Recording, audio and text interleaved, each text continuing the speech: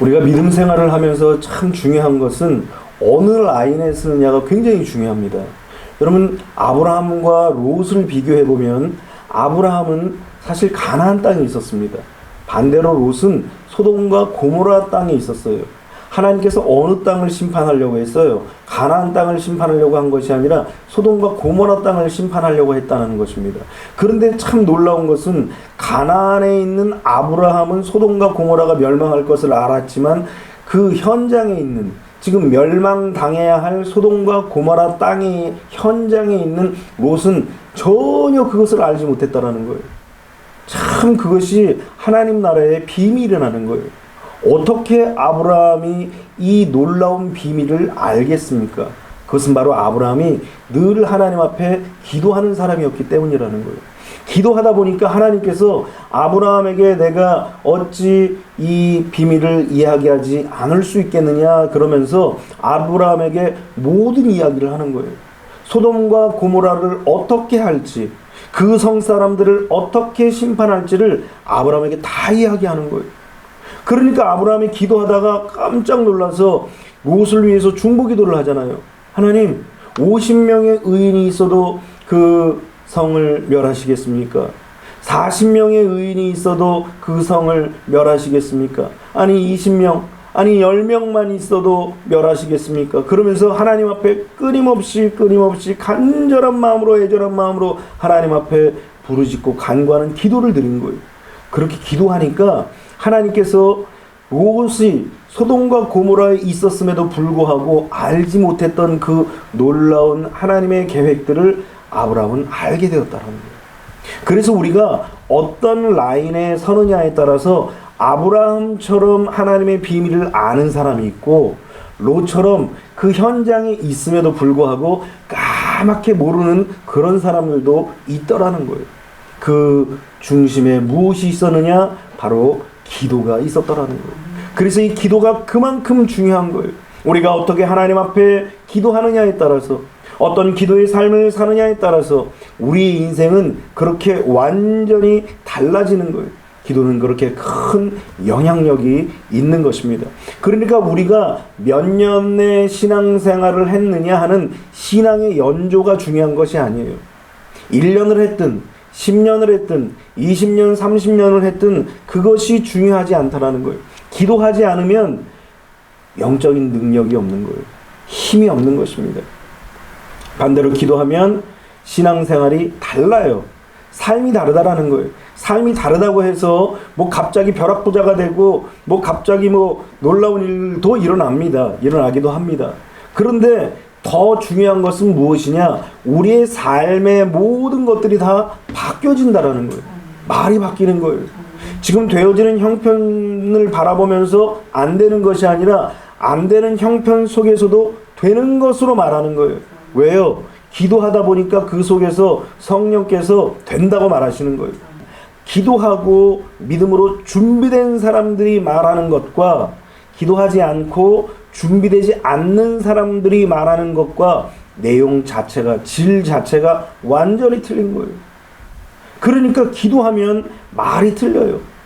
기도하면 또한 섬김의 모습이 틀린다라는 거예요. 늘 하나님을 섬기고 교회를 섬기고 성도를 섬기고 믿음으로 섬기고 내 삶 속에 주어진 모든 상황 속에서 하나님을 그렇게 섬기는 삶의 모습을 다 갖추고 살아가는 거예요. 그러다 보니까 뭐가 넘쳐요? 은혜가 넘치는 거예요. 하나님 앞에 더 가까이 가면 가까이 갈수록 은혜는 더욱더 넘치게 되는 거예요. 그러다 보니까 나도 유익하고 남도 유익한 거예요. 이것이 바로 기도하는 사람들의 특징인 것입니다. 그런데 반대로 기도하지 아니하면 어떻게 됩니까? 이것에 완전히 반대예요. 말로 힘들게 하고 고통을 주는 거예요. 10명의 사람들처럼 똑같이 보고 왔지만 기도하지 않다 보니까 너무나 현실적인 거예요. 우린 때로는 현실을 직시할 때도 있어야 돼요. 그러나 하나님을 믿는 믿음의 사람들은 현실에 급급하며 살아가는 것이 아니라 뭘로 살아가는 겁니까? 하나님의 말씀을 믿는 믿음으로 살아가는 거예요. 그런데 기도하지 않다 보니까 믿음은 온데간데 없고 이 세상의 그 물질과 세상에 지금 보여지는 것만 생각하는 거예요. 그러다 보니까 그 말이 너무나 현실적이다 못해 부정적이 되는 거예요. 그러다 보니까 어때요? 섬김은 온데간데 사라지는 거예요. 불평과 원망과 탄식, 은혜도 사라지는 거예요. 마음이 메말라져요. 마치 비가 오지 않아서 땅이 쩍쩍 갈라지는 것처럼 심령이 다 메말라가지고 쩍쩍 갈라지는 거예요. 그러니까 불안과 초조와 두려움이 가득하게 될 수밖에 없는 것입니다. 결국은 나도 유익하지 아니하고 다른 사람도 유익하지 못하게 하는 것이 바로 기도하지 않는 삶이라는 거예요. 결국 기도하지 않으면, 믿지 않는 사람들은 기도하지 않는 사람들이에요. 어차피 기도하더라도 다른 신에게 기도를 하기 때문에 아무 상관이 없어요. 그런데 믿음의 사람들이 하나님 앞에 기도해야 되고 하나님 앞에 간구해야 될 사람들이 기도하지 않으면 어떤 일이 생기느냐? 영적으로, 혼적으로, 육적으로 심한 상처를 받게 되고 또 심한 상처를 주게 되는 거예요. 그래서 믿음의 사람들이 더 악한 마귀의 공격에 더 취약한 거예요. 믿음의 사람들이 믿음이 떨어지고 기도하지 아니하면 악한 마귀가 계속 영적으로, 혼적으로, 육적으로 계속 공격을 하고 공격을 당하게 되는 것입니다. 도대체 기도가 어떤 위력이 있기에 이런 일들을 막기도 하고 또 이런 일들을 당하기도 하는가? 그건 바로 기도에 영향력이 있기 때문인 것입니다. 첫 번째는 기도는 현재 환경을 변화시키는 것입니다. 여러분, 빌립보에서 복음을 전하던 바울과 실라가 그만 이제 잡혀갔어요. 복음을 증거하다가 잡혀가는 그런 시대였어요.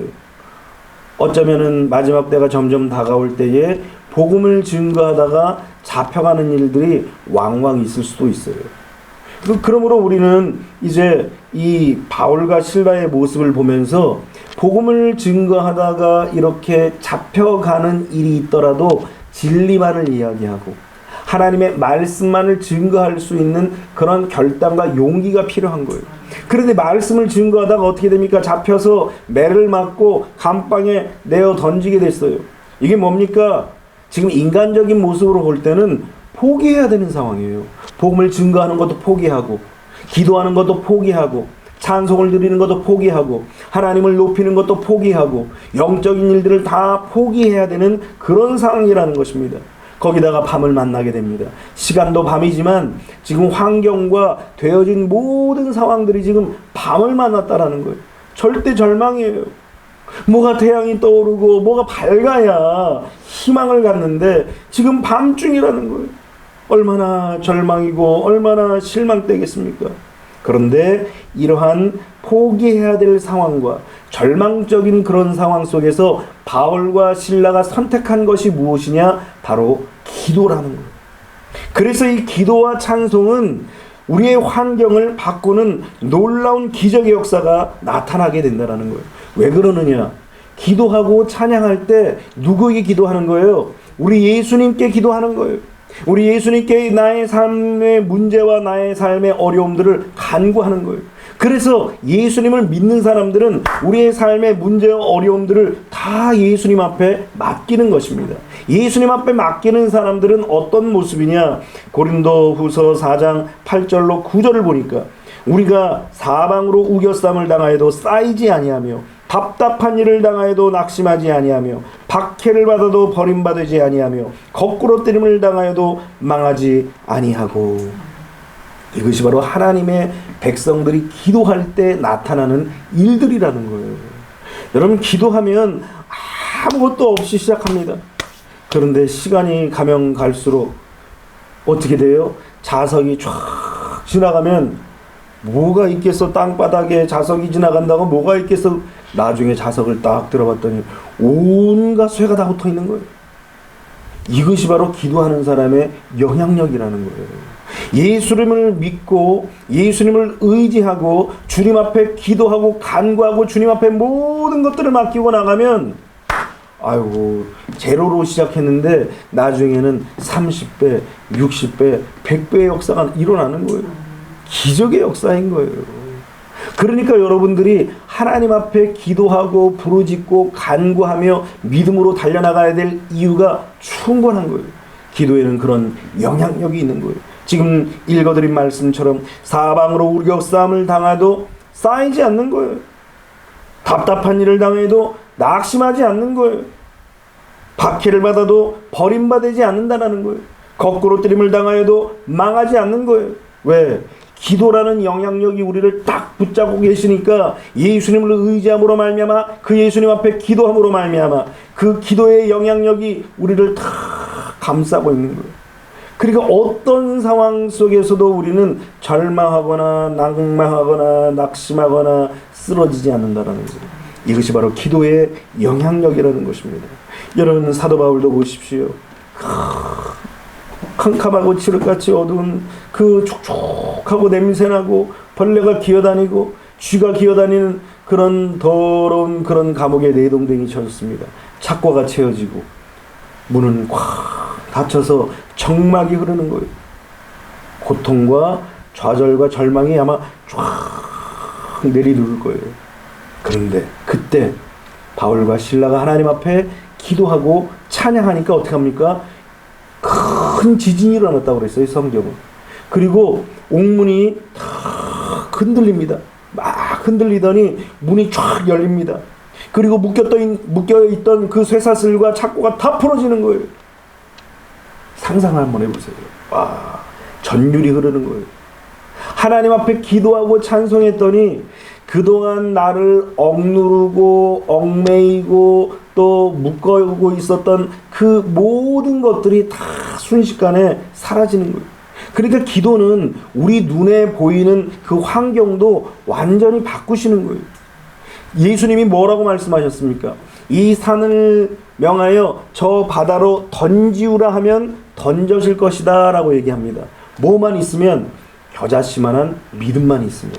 그러니까 겨자씨만한 믿음만 있어도 하나님 앞에 그 믿음을 가지고 기도하면 그런 놀라운 역사가 일어난다는 거예요. 그러니까 우리는 두려워할 필요가 없어요. 걱정할 필요도 없어요. 염려할 필요도 없어요. 의심할 필요 없습니다. 기도에 이런 영향력이 있다는 사실을 그냥 믿고 하나님 앞에 그냥 기도하고 나가면, 그러면 어느 틈에 딱 뒤를 돌아보면 하나님께서 이렇게 역사를 하셨구나, 하나님께서 이렇게 일하시는구나, 그런 놀라운 영향력을 우리가 눈으로 직접 보게 되는 역사를 이제 경험하게 되는 것입니다. 그래서 변화될 것 같지 않은 그런 인생, 변화될 것 같지 않은 그런 절망스러운 상황, 이것이 무엇으로 바뀌어지냐? 희망으로 바뀌어지는 거예요. 그래서 하나님이 말씀하시고 하나님이 만들어주신 그 환경을 재앙으로 보는 것이 아니라 희망과 미래와 평안으로 보고 기도하는 사람에게는 그대로 이루어지는 거예요. 그 인생 속에서 평안과 미래와 희망으로 바뀌어지게 되는 거예요. 이것이 바로 기도의 영향력인 것입니다. 여러분, 하나님께서 이제 기도하는 사람을 위해서 하나님은 직접 일하시는 거예요. 흔드시는 거예요. 그래서 현실을 바꿔주시는 것입니다. 그래서 갇혔던 삶, 닫혔던 문, 해결되지 않았던 그런 문제, 이 문제도 하나님께서 다 해결해 주시는 거예요. 우리 교회도 마찬가지예요. 조금만 더 기다리고 조금만 더 기도하고 조금만 더 인내할 것을 끊임없이 성령께서 다독이면서 아직 넌 집행유예 같다. 그러니까 집행유예일 때는 어때요? 자숙하며 살아야죠. 그 끝날 때까지. 마치 그런 심정으로 하나님 앞에 자숙하면서 뭐 해야 돼요? 믿음으로 기도하는 거예요. 하나님의 말씀을 의지하고 기도하는 거예요. 그러면 하나님께서 일하시는 거예요. 그러니까 결국은 내가 일하려고 하면 하나님은 일 안 하셔요. 그런데 하나님 앞에 기도하면 하나님이 친히 일하셔서 우리에게 뭔가 보여주시는 거예요. 엘리야가 비를 내릴 수가 있어요? 못 내려요. 그런데 엘리야가 한 것이 무엇입니까? 머리를 다리 사이에 조아리고 하나님 앞에 막 기도하는 거예요. 뭐가 오기를 기도합니까? 비가 내리기를 기도하는 거예요. 그러다가 사환에게 저 산꼭대기에 올라가서 저 동쪽에 무엇이 있는가 봐라. 내려왔는데 아무것도 없습니다. 또 올라가 봐라. 안 보입니다. 또 올라가 봐라. 그런데 이 사환이 저 지중해 끝에서 손바닥만한 구름이 보입니다. 이 이야기를 듣고 하나님께서 응답하셨다. 여러분, 기도하면 손바닥만한 구름도 소나기로 보여지는 거예요. 비극으로 보여지는 거예요. 이것이 바로 기도의 영향력인 거예요. 그래서 이것을 믿고 기도하는 사람과 이것을 믿지 않고 그냥 기도하지 않고 현실을 따라가는 사람들과의 차이는 엄청난 거예요. 아까 서두에 말씀드렸죠. 아브라함의 라인에 쓸 거냐 롯의 라인에 쓸 거냐. 지금 심판의 그 현장에 있음에도 불구하고 지금 이곳에 어떤 일들이 일어날지를 전혀 감지하지 못하는 그런 롯은 기도하지 않았기에 그 라인에서 결국 멸망하고 마는 거예요. 그러나 그와 멀리 떨어져 있어도 하나님 앞에 기도하니까 하나님께서 품고 계신 그 비밀들을 아브라함에게는 감출 수가 없었다라는 거예요. 이것이 바로 기도의 영향력이라는 것입니다. 오늘 기도하면 하나님은 문을 열어주시고 기도하면 묶인 것을 풀어주시는 거예요. 그러므로 환경이 칠흑같이 어두울 때 기도하십시오. 마음이 어둡고 괴로울 때 주님 예수님을 나 생각해요.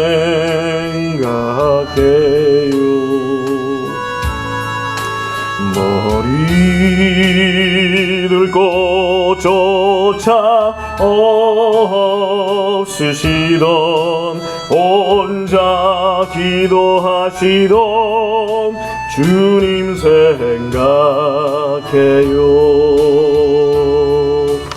혼자 기도하신 그 주님을 생각하면서 우리의 인생 속에서 고난과 시련과 역경이 올 때에도 주님이 우리가 기도하면 환경도 바꿔주신다는 사실을 믿고 아멘. 기도하시기를 아멘. 주님의 이름으로 축원합니다. 아멘. 기도는 그런 영향력이 있어요. 아멘. 두 번째로 기도는 고난과 역경에서 승리하게 합니다.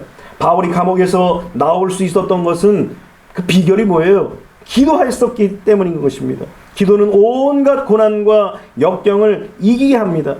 여러분, 감옥이 다른 게 아니에요.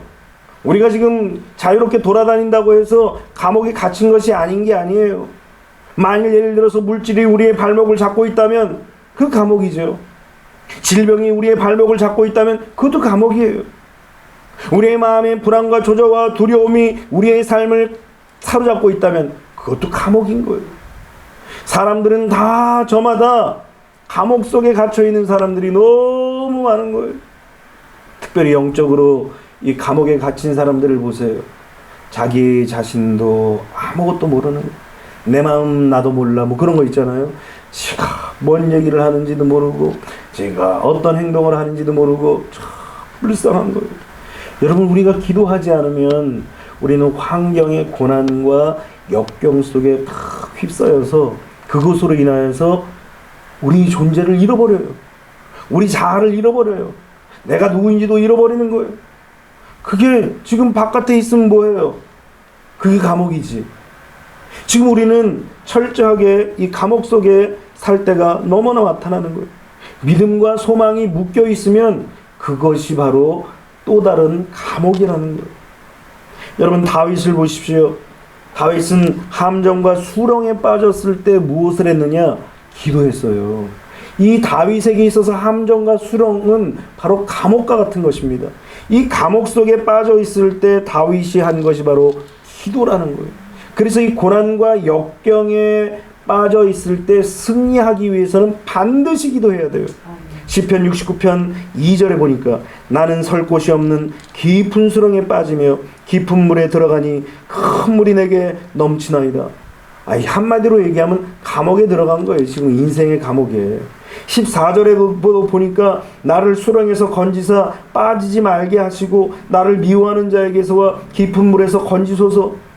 지금 미워하는 사람들과 깊은 물에 지금 빠져 있는 거예요. 지금 허우적대고 있는 거예요. 사람들은 다 저마다 감옥에 빠져가지고 거기서 건진받기를 원합니다.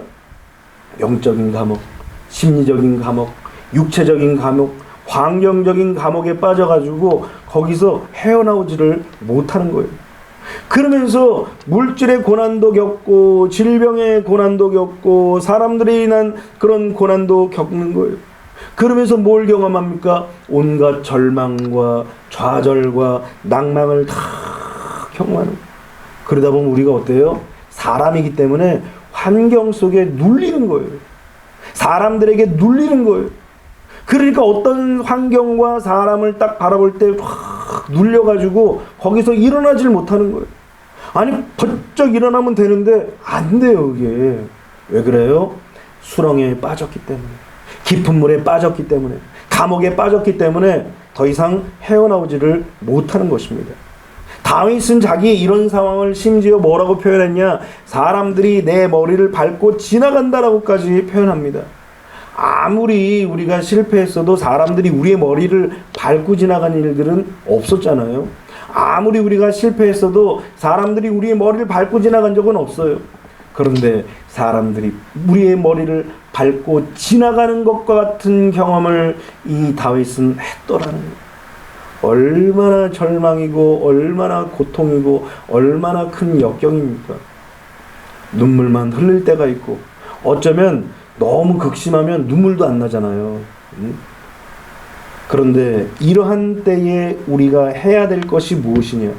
다윗을 보면 시편 69편 32절로 33절에 곤고한 자가 이를 보고 기뻐하나니 하나님을 찾는 너희들아 너희 마음을 소생하게 할지어다.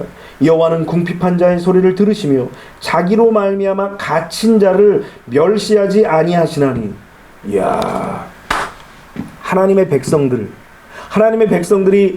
환경 속에 갇혔을 때 그때 하나님께 부르짖고 간구할 때 하나님은 그 하나님의 이름 때문에 갇힌 자들을 결단코 멸시치 않으신다는 거예요. 그러니까 우리는 시련과 역경과 어려움이 찾아올지라도 우리는 뭐 해야 돼요? 그때가 기도할 때라는 거예요. 하나님께서 오히려 우리에게 기도할 수 있는 기회와 시간을 주신 거예요. 그러니까 두려워하지 말고 환경 속에 눌리지 말고 지금 감옥에 빠져 있다고 절망하고 낭망하고 포기하지 말고 역경과 시련을 승리하게 하는 기도를 통하여서 하나님의 기적을 경험하게 되시기를 주님의 이름으로 축원합니다. 그것이 바로 하나님의 백성들의 삶의 모습인 것입니다. 여러분 삼손도 보십시오. 삼손이 유다 지파 가운데에서 도피하고 있었어요. 아니 그런데 블레셋 군사들이 유다 지파에게 찾아와서 삼손 내놔라. 안 그러면 너희 족속 싹 진멸하겠다. 그랬더니 자기 지도자를 글쎄 블레셋 군사들에게 내줍니다. 그냥 착고에 묶어가지고. 그런 정신 나간 인간들이 있어요. 어떻게 자기 지도자들을 지켜줘야 될 거 아니에요. 사사를. 그런데 어떻게 내줘요. 세상 사람 믿을 수가 없어요. 그런데 끈에 묶여서 삼손이 가다가 여호와의 신이 감동을 주시는 거예요. 그러더니 그 끈을 다 끊어버리고 옆에 있는 나귀 턱뼈를 가지고 블레셋 군사 1000명을 죽여요. 그런데 이 삼손도 인간인지라 목이 마른 거예요. 1000명을 그 쳐 죽였으니 얼마나 목이 타겠습니까? 그러면서 하나님 앞에 그때 비로소 공경에 처하니까 그가 위기에 처하니까 하나님 앞에 기도하기 시작한 거예요. 자기의 힘을 믿고 의지했던 이 삼손도 시련과 역경과 어려움이 딱 찾아오니까 하나님 앞에 기도하기 시작한 거예요. 삼손이 심히 목이 말라 여호와께 부르짖어 이르되 주께서 종의 손을 통하여 이 큰 구원을 베푸셨사오나 내가 이제 목말라 죽어서 할례받지 못한 자들의 손에 떨어지겠나이다 하니 하나님 앞에 드디어 기도하기 시작한 거예요. 이 하나님 앞에 우리가 역경과 시련과 고난과 어려움이 찾아왔을 때 우리가 해야 될 것은 바로 기도인 거예요. 기도해야 승리하고 기도해야 이길 수 있는 거예요. 환경을 극복하고 거기서 일어날 수가 있는 것입니다. 그렇게 하나님 앞에 기도하니까 19절에 하나님이 레이에서 한 우묵한 곳을 터뜨리시니 거기서 물이 솟아나오는지라 삼손이 그것을 마시고 정신이 회복되어 소생하니 그러므로 그 샘 이름을 엔하꼬레라 불렀으며 그 샘이 오늘까지 레이에 있더라. 이 엔하꼬레라는 뜻이 뭐냐? 부르짖는 자의 생이라는 뜻이에요. 여러분 이 말은 무엇이냐? 어려움과 시련과 역경 때문에 목마르고 갇혀있고 수렁에 빠져 몸부림치는 그 영혼, 그래서 죽을 것 같은 그런 상황 속에서 하나님 앞에 울부짖는 자에게 하나님은 샘물을 터친다는 거예요. 그러니까 우리가 어려울수록 힘겨울수록 역경과 고난이 우리에게 닥칠수록 우리가 해야 될 게 뭐예요? 하나님 앞에 부르짖는, 하나님 앞에 기도하는 거예요. 그러면 하나님은 그 셈을 준비해 놓으시는 거예요. 오늘 지금 읽어드린 말씀도 보십시오. 하나님이 레히에서 한 우묵한 곳을 터뜨리신, 어찌 보면은 만세전부터 이 레히라는 곳에, 우묵한 곳에 물을 다 심겨 놓으셨어요. 그래서 삼손이 기도할 때 이때 이곳에서 기도할 것을 아시고 하나님은 미리 준비하셔서 그곳을 터친 거예요. 그러니까 하나님은 기도하는 사람들을 위해서 모든 것들을 준비해 놓으셔요. 물질도 하나님께서 하나님의 사람들을 위해서 준비하시는 거예요. 건강도 하나님의 사람들을 위해서 준비하시는 거예요. 환경, 모든 환경, 이 환경도 하나님의 사람들을 위해서 준비하시는 거예요. 우리 이사야서 43장을 한번 찾아보겠습니다. 같이 읽어봅니다. 시작. 내가 내 눈에 보배롭고 존귀하며 내가 너를 사랑하였은즉 내가 내 대신 사람들을 내어주며 백성들이 내 생명을 대신하리니.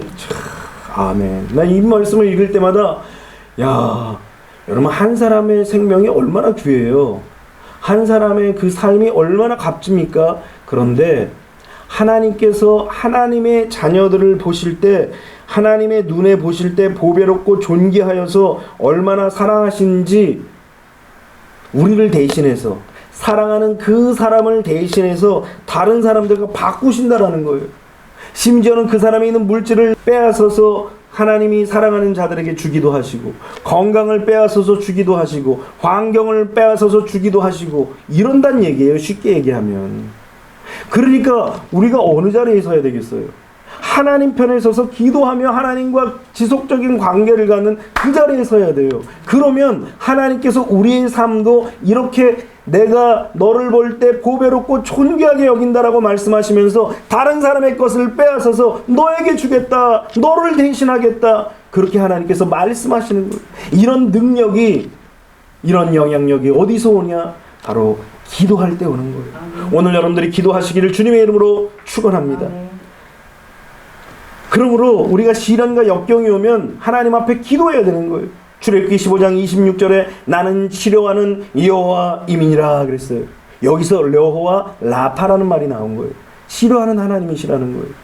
뭘 치료합니까? 우리 육체의 질병을 치료하고, 우리의 심리적인 병을 치료하시고, 우리의 영적인 병을 치료하시고, 우리의 환경 속에서 생겨진 그 병이 뭐예요? 저주로 인하여서 가난으로 절망할 수밖에 없는 그런 상황 속에서 기도하면 하나님께서 그 병을 치료해 주신다는 것입니다. 하나님 앞에 기도하면 하나님께서 어떻게 합니까? 시편 40편 1절과 2절에 보니까 내가 여호와를 기다리고 기다렸더니 귀를 기울이사 나의 부르짖음을 들으셨도다. 나를 기가 막힐 웅덩이와 수렁에서 끌어올리시고 내 발을 반석 위에 두사 내 걸음을 견고하게 하셨도다. 하나님께서 우리의 삶이 아무리 기가 막힐 웅덩이에 빠진 것 같을지라도 내가 부르짖고 간구하니까 하나님께서 그 부르짖음을 뭐 했다고요? 들으셨다라는 거예요. 그래가지고 나를 기가 막힐 웅덩이와 수렁에서 끌어올리시고 내 발을 오히려 이제는 반석 위에 딱 두셔서 내 걸음이 견고하게 하셔서 더 이상 넘어지지 않게 하신다라는 거예요. 오늘 기도함으로 말미암아 여러분들이 이런 놀라운 기적을 경험하게 되시기를 주님의 이름으로 축원합니다. 세 번째로 기도는 영적인 일을 하게 하는 것입니다. 빌립보 사람들을 보십시오. 그들은 불신자예요, 불신자. 그렇기 때문에 영적인 일을 못하게 방해합니다. 여러분, 악한 마귀가 제일 싫어하는 게 뭐예요? 영적인 일이에요, 영적인 일. 무엇이 따라와요? 악한 마귀의 시기, 질투, 그리고 물질적인 것, 이것이 계속 따라오는 거예요. 그래서 영적인 일들을 방해하기 위해서 끊임없이 분쟁이 일어나는 거예요.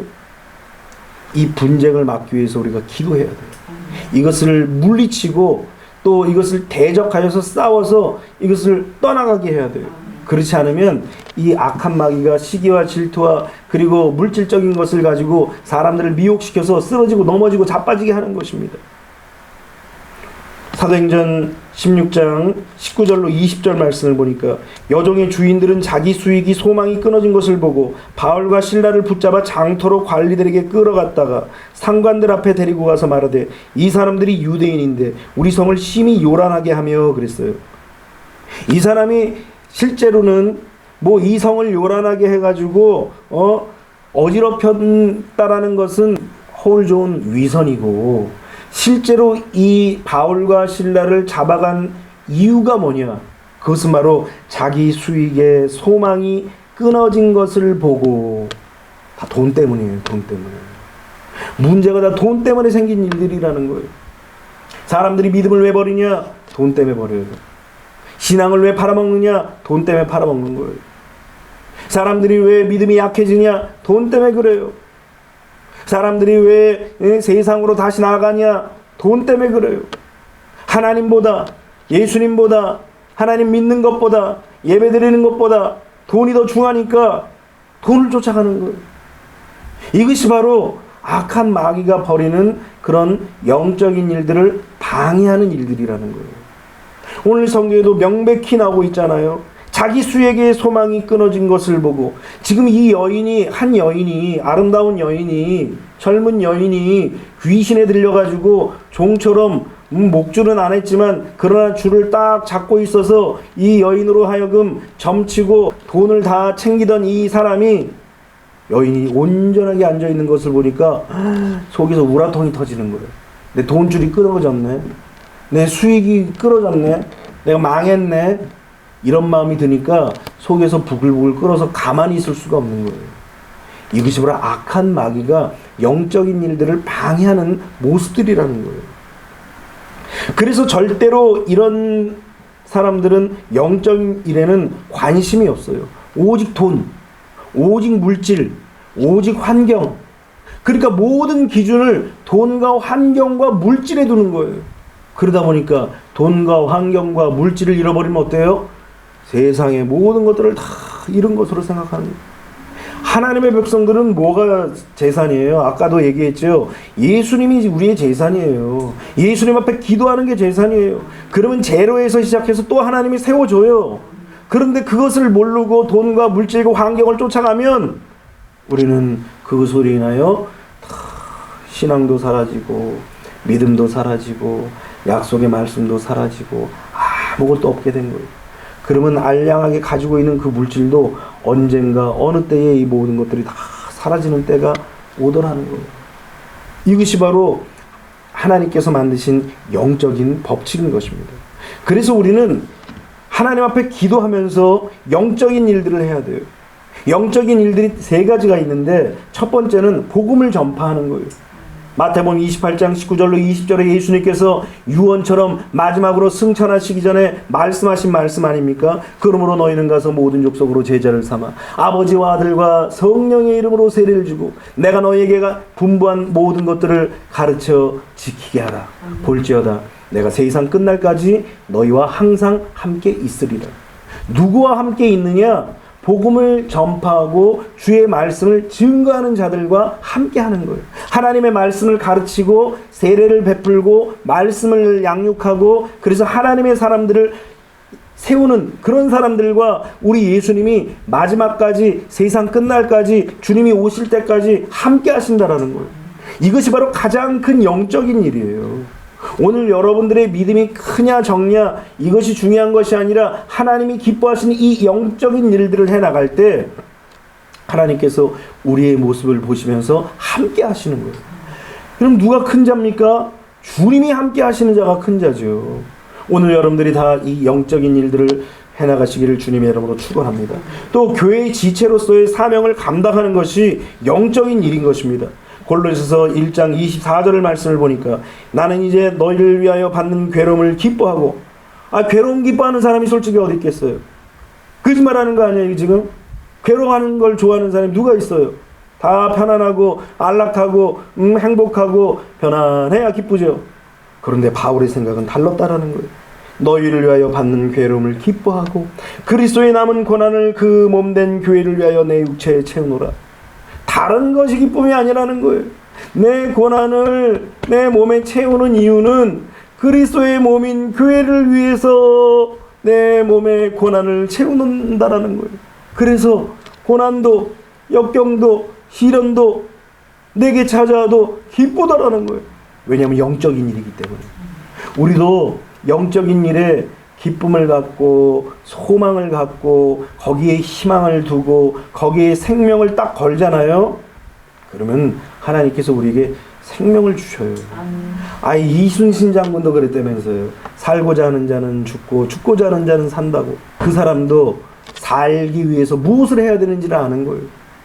사도 바울도 정말 살기를 위해서 죽은 거예요. 자신의 육체를 죽이는 거예요. 괴로움, 고난, 이것들을 자기 육체에 다 채우는 거예요. 그런데 그것이 비로소 영원히 살 수 있는 위대한 영적인 일들이라는 거예요. 예수님도 마찬가지입니다. 사명을 감당하기 위해서 겟세마네 동산에서 땀방울이 떨어짐에 핏방울이 되어졌던 것 같이 그렇게 예수님은 부르짖고 기도하셨다라는 거예요. 오늘 여러분들에게 주어진 그 사명을 감당하기 위해서 기도하시기를 주님의 이름으로 축원합니다. 마지막 세 번째로 주의 종들과 성도들의 믿음으로 연합하고 협력해야 된다는 거예요. 여러분, 세상 가운데서는 우리가 홀로 고독해야 되겠지만 그러나 영적인 일들을 위해서는 연합하고 하나 돼야 돼요. 그래서 전도서 3장 9절로 12절에는 두 사람이 한 사람보다 나음은 그들이 수고함으로 좋은 상을 얻을 것임이라. 혹시 그들이 넘어지면 하나가 그 동물을 붙들어 일으키려니와 홀로 있어 넘어지고 붙들어 일으킬 자가 없는 자에게는 화가 있으리라. 또 두 사람이 함께 누우면 따뜻하거니와 한 사람이면 어찌 따뜻하랴. 한 사람이면 패하겠거니와 두 사람이면 맞설 수 있나니 세 겹줄은 쉽게 끊어지지 아니하느니라. 믿음으로 쫙 연합된 관계, 믿음으로 하나된 관계, 하나님 앞에 기도하면서 믿음으로 완전히 세 겹줄이 된 관계는 끊어질래야 끊어질 수가 없어요. 그래서 인간적인 연합이 아니라 여기서의 연합은 믿음으로, 신앙으로, 기도로 하나 되는 모습이에요. 신앙으로 서로가 버팀목이 되어주는 그런 모습이라는 거예요. 이런 것들이 영적인 일들이에요. 오늘 여러분들이 하나님 앞에 기도함으로 말미암아 이렇게 복음을 전파하고 또 교회의 지체로서 사명을 감당하고 그리고 주의 종과 성도들과 그리고 믿음으로 연합하여 협력하는 이런 영적인 일들을 해나갈 때 하나님의 놀라운 역사가 일어나는 거예요. 이 모든 일들이 무엇을 해야지 이런 일들을 할 수 있다고요? 기도해야지 되는 거예요. 기도해요. 기도하면 하나님께서 영적인 일들을 할 수 있도록 만드시는 거예요. 기도하지 않으면 그저 육적인 일들만 찾는 거예요. 환경적인 일들만 찾는 거예요. 그러나 기도하면 하나님께서 영적인 일들을 할 수 있도록 환경의 문도 열어주시는 거예요. 바울 보십시오. 영적인 일들을 하기 위해서 하나님께서 어떻게 하셔요? 옥문을 열고 처음에는 그냥 매 맞고 들어왔는데 이제는 모든 사람들이 줄을 쫙 서갖고 꼭 절하는 거예요. 안녕히 가세요. 어서 가세요. 빨리 가세요. 그러면서 대우받으면서 나오는 거예요. 왜 그래요? 영적인 일들을 할 수 있도록 하나님께서 그 얘기를 열어주시는 거예요. 무엇을 하니까? 기도하니까. 이것이 바로 기도의 영향력이라는 거예요. 그러므로 오늘 여러분들이 기도하시기를 바랍니다. 무시로 쉬지 말고 끊임없이 계속 지금까지 우리가 기도하고 믿음으로 간구한 것은 반드시 응답돼요. 아멘. 그래서 왜 받은 복을 세어보라고 그럽니까? 졌나 안 졌나 확인해보라는 것이 아니라 내가 기도한 것들을 하나님께서 어떻게 응답하셨는지 다 세보는 거예요. 마치 돈 한 장 한 장 세보듯이 내게 주신 축복을 다 하나씩 세보는 거예요. 그래서 하나님께서 내가 기도했더니 이렇게 응답하셨고 하나님께서 이렇게 나에게 꿈과 소망을 차곡차곡 쌓아주셨구나. 이런 믿음을 가지고 하나님 앞에 기도하면서 세워보세요. 반드시 하나님의 위대한 역사가 일어납니다. 오늘 비록 우리는 적은 무리가 모였지만 우리가 기도하며 하나님 앞에 간구하는 그 모든 기도는 반드시 응답되는 것입니다. 오늘 하나님의 말씀이 바로 그거예요. 여기서 나갔다는 얘기가 뭐가 중요해요? 중요하죠. 응답이 됐는데, 환경이 바뀌었는데, 고난과 역경과 시련을 이겼는데, 영적인 일을 하게 됐는데 얼마나 중요합니까? 오늘 여러분들에게도 이런 기도의 영향력을 통하여서 인생이 바뀌기를 주님의 이름으로 축원합니다.